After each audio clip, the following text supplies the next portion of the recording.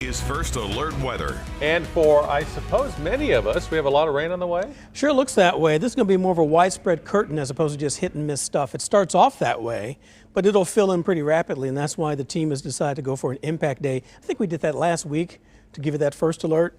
For this evening and overnight, spotty this evening. I still think evening should be fine for the evening rush. Also pretty good for outdoor dining in case you're going to barbecue or grill outside. But Tuesday, a totally different matter. I think that's when a lot of this rain will be moving through and hanging around most of the day. Not continuous. It'll ebb and flow, but still I think it'll be more on than off this time around. And on Wednesday, it looks like morning showers will be left over. And right now, as I mentioned, not a widespread severe weather event with this setup.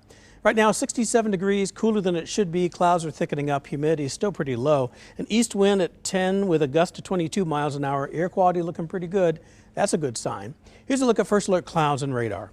What you'll notice is we had a good deal of sunshine earlier today. Wispy clouds overhead, now starting to thicken up quite a bit. 36 highway all the way to the Iowa state line and further down to the south as well. That's when we see some of that thicker sort of overcast, but as far as any rainfall, not quite developing yet. It's still well out to the west of us, hundreds of miles away.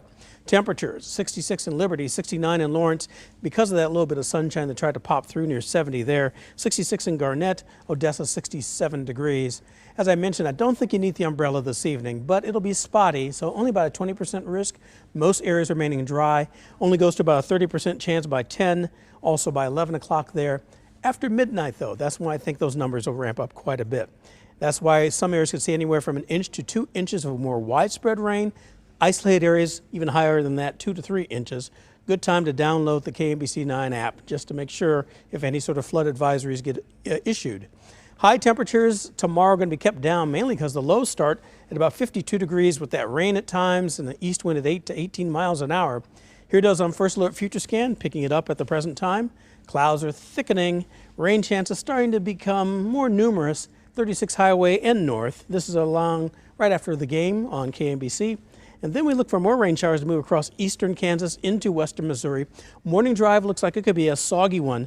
Periods of rain, not severe, but damaging winds, damaging hail not on the table. Heavy rainfall still there by 2 in the afternoon.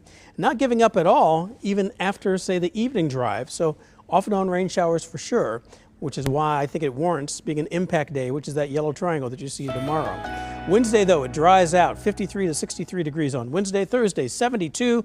Windy conditions, gusts up to 30 miles an hour, getting the temperature up to above normal at 82 degrees. Saturday and Sunday for Memorial Day weekend, staying in the 80s, getting a little steamier. Slight chance of a shower. I don't want to introduce it necessarily, but I want to give you that first alert. Some of the activities on Memorial Day itself could be wet and staying in the 70s and 80s early next week, Tuesday into Wednesday.